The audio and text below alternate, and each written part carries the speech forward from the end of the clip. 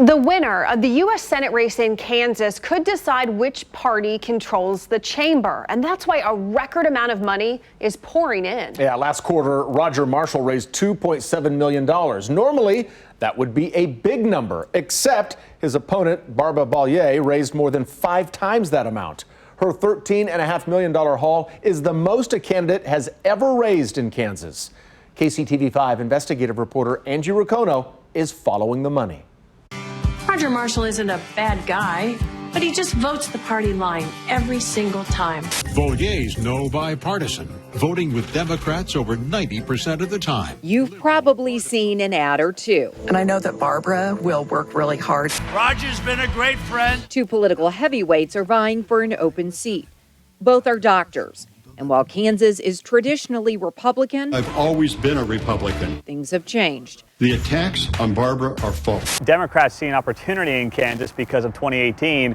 They won the governor's race, they won the 3rd district race, they almost won the 2nd district race, and they're saying, why not try in what could be a wave election in 2020 for the Democrats to try to pick up an open U.S. Senate seat in Kansas that hasn't gone blue since 1932.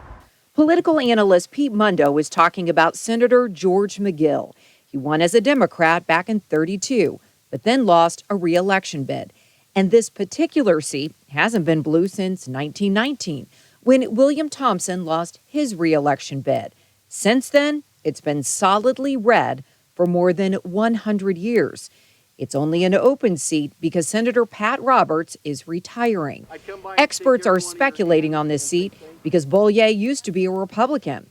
She recently switched political parties. She's not running as a staunch liberal. She's trying to run as basically an independent with a D next to her name.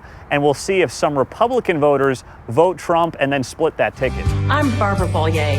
Dr. Roger Marshall for Senate. That's why money is flowing in from local donors and from across the nation. KCTV5 followed the money with the help of advertising analytics, which tracks political spending.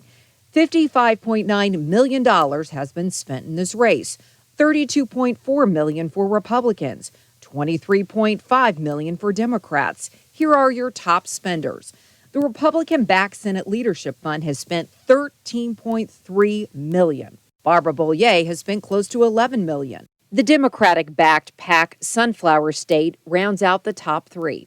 Look down the list, and Marshall's campaign comes in 8th place with $3 million.